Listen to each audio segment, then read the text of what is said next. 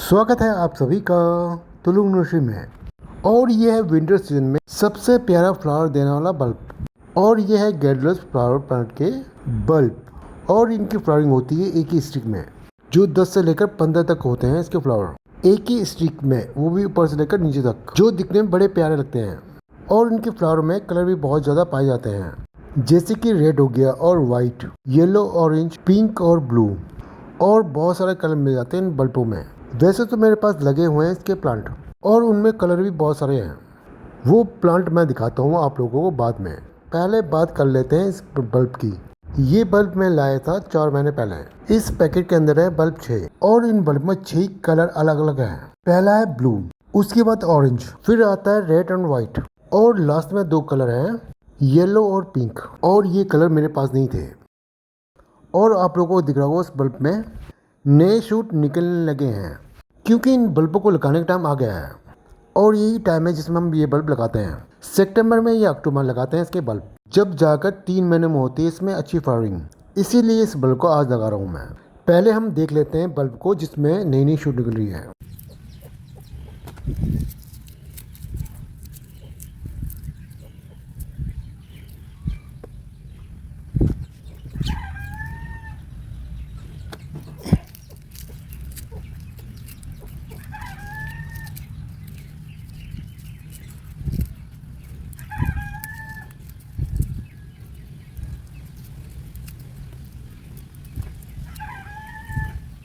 और मुझे लगता है कि ये छठा बल्ब खराब हो गया है, क्योंकि इसके अंदर से काला पाउडर सा निकल रहा है। और ये मेरी ही गलती है, मैंने इन बल्बों को पॉलिथीन के अंदर रहने दिया, वो भी 4 महीने तक। और इन बल्बों की साइज बड़ा छोटा हो गया है, जैसे कि सूख गए हैं। पर एक बार मैं लगा के देख लेता हूँ उस बल्ब को। तो मैंने इन बल्बों के लिए है 6 इंच का पॉट, और मुझे ये लगता है कि 6 इंच का पॉट ठीक ही रहेगा इस बल्ब के लिए। अब बात करते हैं इस प्लांट को लगाने के लिए मैंने कौन सा मीडिया बनाया है। इसमें 60% है मेरी खेत की मिट्टी, और इसमें है 40% वर्मी कंपोस्ट। इन दोनों चीज़ को मिलाकर ही मैंने इस बल्ब के लिए मीडिया तैयार किया है।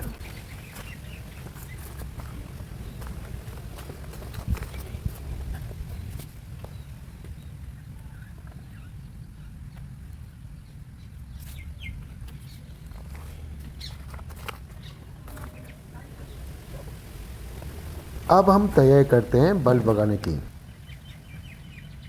तो मैं उस बल्ब को उस मीडिया में दबा देता हूँ। इस बल्ब को मैं ज़्यादा नीचे नहीं दबाऊंगा, और मैं ऊपर वाले हिस्से को ऐसे रख दूंगा जहाँ से निकलेगी नई शूट। और मैं जल्दी से लगा देता हूँ बल्ब को स्पॉट में।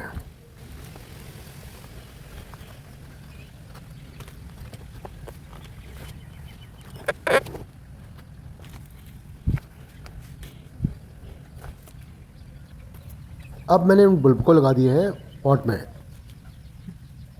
अब देते हैं इन बल्बों में पानी, और पॉट में पानी मैं दूंगा भर के ही, जब तक स्पॉट के दैनिक स्रोत से पानी नहीं गिरता तब तक दूंगा।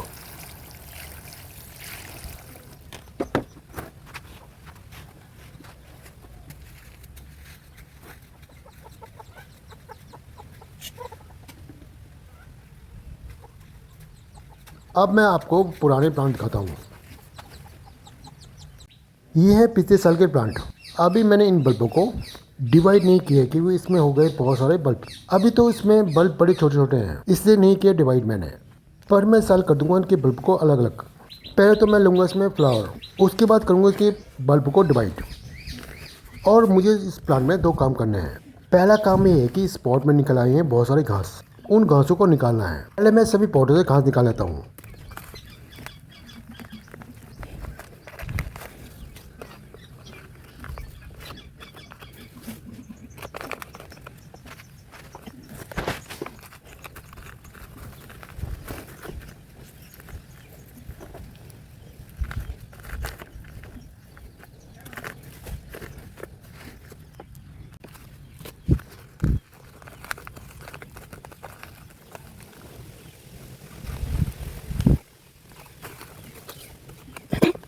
अब मैंने सारे पॉटों से निकाल दिया है घास। अब करते हैं हम दूसरा काम। काम ये है कि जो इस बल्ब से निकल रही है पुरानी स्टिक, उसे हम काट देंगे। काटेंगे इसलिए कि हमारे यहाँ हो रही है बारिश।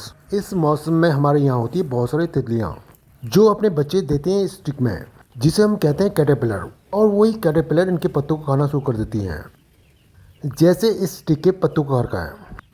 तो हम इस स्टिक को काट देंगे। इससे हमें फ़ायदा ये होगा कि हमें मिलेगी नए फ्लावर स्टिक और वो भी हेल्दी। अब मैं सभी प्लांट के स्टिक काट देता हूँ।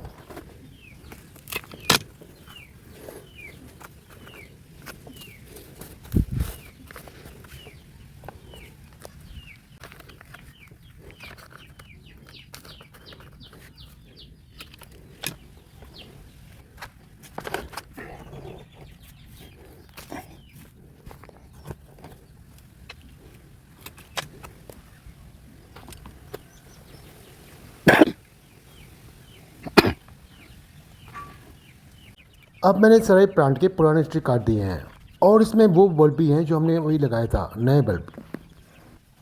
अब दिखाता हूँ मैं आपको 15 दिन के बाद उन बल्बों ने कितनी दी है ग्रोथ। जिस स्पॉट में नई नई शूट निकल रही हैं वो है हमने जो लगाए थे नए बल्ब। उन बल्बों में आ गई है हेल्दी शूट।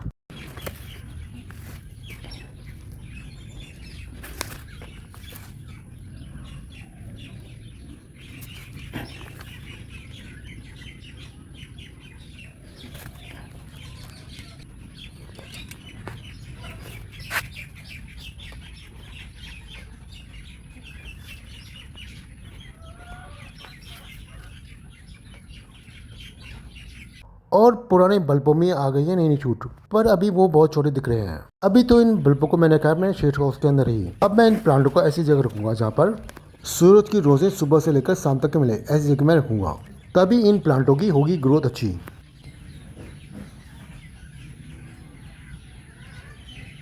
अब मैं इन प्लांटों की तभी अपडेट दूंगा जब मैं करूंगा इन प्लांटों को दूंगा सपोर्ट। अब मैं ये वीडियो यहीं करता हूँ ख़त्म। मिलते हैं किसी नए फ्लावर प्लांट के साथ। उम्मीद करता हूँ कि आप सभी को ये वीडियो पसंद आया होगा। आप सभी को दिल से धन्यवाद।